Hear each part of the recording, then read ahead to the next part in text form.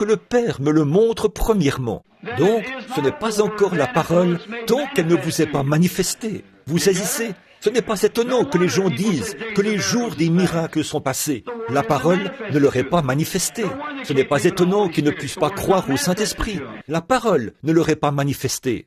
Ce n'est pas étonnant qu'ils ne puissent pas voir la révélation du baptême au nom de Jésus-Christ.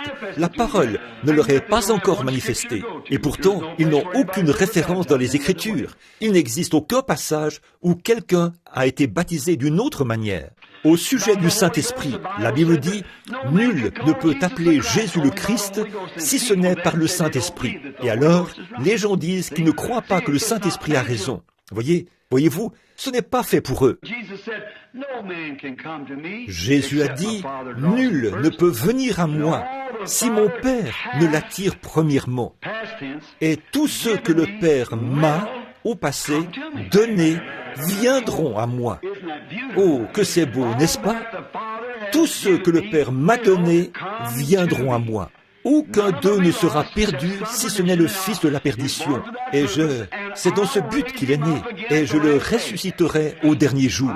Oh là là, c'est là que nos noms ont été mis dans le livre de vie de l'agneau, dès la fondation du monde. C'est beau, n'est-ce pas? Comment pouvons-nous douter? Oh Dieu, ôte le doute du milieu de nous, circoncis notre pauvre cœur humain, afin qu'il n'y ait plus du tout de doute parmi nous. C'est là ma prière. Fais disparaître tout doute, Seigneur. Fais que je mène une vie douce, humble, et que je marche comme un agneau de Dieu sur la terre. Que je marche comme il a marché, que je parle comme il parle, que mes motifs soient comme ses motifs, que les autres voient Jésus en moi. Que je perde ma vie, Seigneur, pour la retrouver en toi. C'est cela, que je perde effectivement ma vie pour la retrouver en toi, tellement enveloppé en Christ qu'il n'y a plus de place pour le doute, mais seulement pour ce qu'il dit. Maintenant, là, ne vous mettez pas à dire « Gloire à Dieu, Alléluia, loué soit Dieu, vous voyez ce que je peux faire, gloire à Dieu ». Vous ne l'avez pas encore.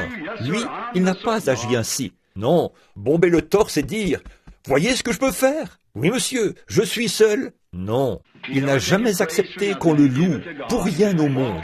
Il donnait la louange à Dieu et marchait avec humilité et douceur. Et il y avait autour de lui une telle atmosphère que les gens aimaient simplement être près de lui. Seulement ses ennemis, et il les aimait tellement qu'il priait pour eux constamment, tout le temps. Et c'était là un exemple pour vous, un exemple pour moi, afin que je traite les autres comme il nous a traités.